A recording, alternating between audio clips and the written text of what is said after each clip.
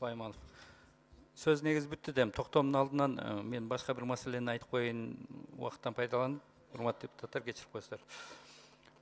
Премьер-министрге Мұхаммедқали Дүйсекевич, ақырқы қауіпті мәселе болып, уран мәселесі болатпайбы? Біздің еліміздің денсаулығы бұл бірінші орында болуш керек та.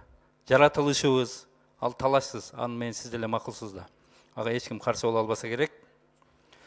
Ошонун негизинде biz депутаттар Алмамбет Насырханович, Канат Керезбекович үчөөбүз мыйзам сунуштап атабыз.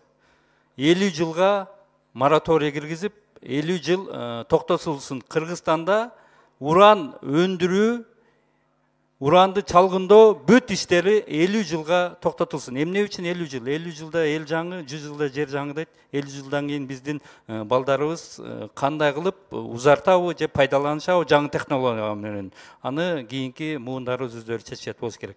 Кудай буйруса, өтүп калса. Бирок депутаттарыбыз бардыгы колдоп берет деген ишеничтемин. Анан инвестиция 10 миллион доллар болот жылына дегенге мен жооп берип коеюн.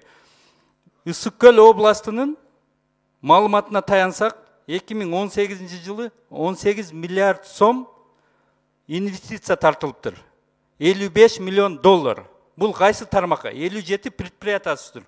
Молочный, бал, медовый, мед, ет, балык, ушундай таза, экологически таза продукталарга биз Ысык Көлдү бренд кылып атабыз. Туристтердин келишине биз бренд кылып атабыз. Биз ошол жакта лечение алсын деп санаторияларыбызды бренд кылып дүйнөгө эметип атабыз. Үзбөй туруңуз, кечирип коесуз. Ошондуктан биз инвестицияга акча жагына бурганыбыз туура эмес.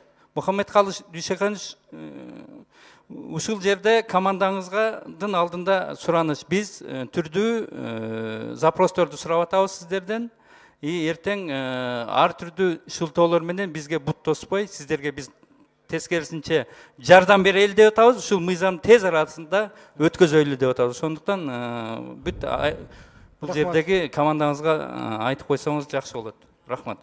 Урматтуу депутаттар, талкууга өтөбүз. Жооп бересизби? Алтынбек Турдубаевич, биз дагы ойлойбуз, ушул жерде отургандар